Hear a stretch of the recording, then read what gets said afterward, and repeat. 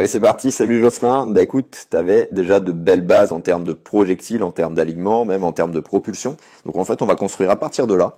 Et puis, on va monter à un niveau supérieur avec chacun des points.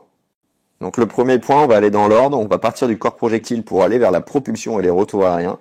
Ton premier point, ça va être de chercher à nager un peu plus immergé parce que ça, tu l'as bien ressenti au stage. Donc il suffit d'aligner la nuque, d'immerger vraiment cette partie du corps-là pour être 100% à l'horizontale et surtout mieux sentir aussi les sensations que tu as de glisse, vu qu'après, on va travailler sur comment prendre plus d'eau, donc comment mettre plus de vitesse sur chaque mouvement, d'accord? Comment te déplacer plus vite en gros. Le deuxième sous-point au niveau du projectile, ça va être par rapport à ton inspiration. Essayer, tu vois ici, d'inspirer un peu plus rapidement, donc de bien gérer ton volume expiré pour inspirer assez rapidement et avoir déjà remis la tête ou être en train de remettre la tête, tu vois, à partir du moment où ton bras passe ici sur la moitié du retour aérien.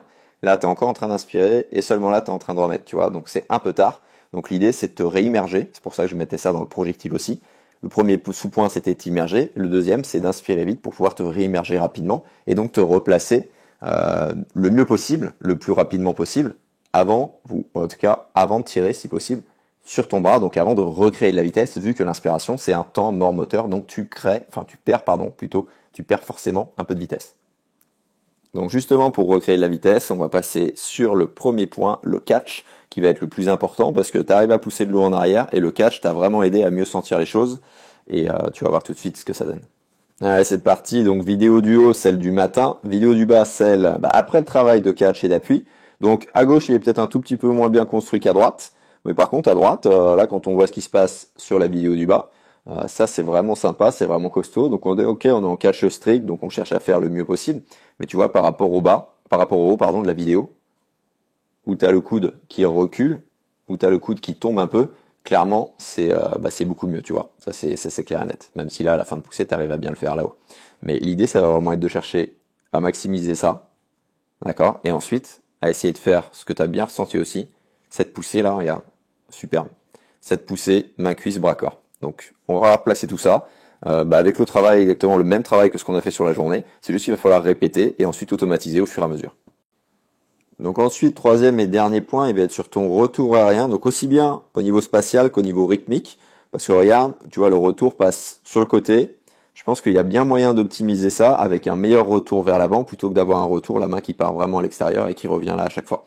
D'accord? De vraiment chercher que ce soit le coude qui emmène sur la première moitié et que ce soit ensuite la main qui passe devant pour pénétrer les doigts en premier. Ça va être aussi vachement important et ça va simplifier aussi ton catch. Ça va simplifier aussi une chose, je te parlais de rythmique, de fluidité, d'accélération. Le fait de prendre le temps sur la première moitié et d'accélérer l'entrée de bras jusqu'à mettre l'épaule au visage en contact, tu vois, ici sur le temps de glisse, mécaniquement, ça va faire que sous l'eau, ton trajet sous-marin sur l'autre bras, il va aussi s'accélérer et tu vas trouver plus de facilité, une rythmique un peu plus, on va dire, musicale, tout simplement, où tu sens un peu mieux les choses. Donc ce point technique-là, on pourra le mettre en lien avec les fins de poussée. Donc je te parlais de bras, corps, main, cuisse. Ça va être l'idée, hein, ça va être de finir bras, corps, main, cuisse pour la fin de poussée, tout en travaillant à certains moments le retour aérien. Et ce mix des deux fait qu'on sent plus de propulsion en fait à chaque mouvement. Tu vois, là t'es presque bras tendu sur le bras gauche, donc à associer le bon catch, la bonne rythmique et ainsi de suite. Tu vas voir que tout de suite, et une réimmersion plus rapide. Tu vois, tu avais déjà un début de catch sur ce bras-là, d'accord? C'est pour ça que ça s'est beaucoup mieux construit, beaucoup plus facilement à droite qu'à gauche, sur la vidéo qu'on a vue après le travail d'appui. Mais pour revenir à ce que je disais, tu vas, en associant tous ces points techniques-là, tu vas réussir, même si t'es pas aussi nickel que sur le catch, tu vas réussir à te déplacer un peu plus loin à chaque mouvement.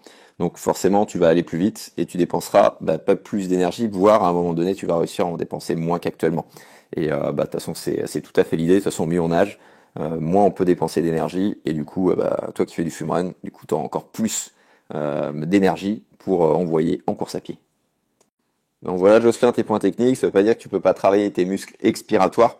Cette capacité-là pour aussi accélérer l'eau et la déplacer avec plus de progressivité, encore plus d'intensité. Mais voilà les points pour moi les plus importants. Et là, je t'ai mis la vidéo, la dernière vidéo où on a fait un travail de fluidité. Et tu vois, le catch passait bien. Et là, tu vas inspirer.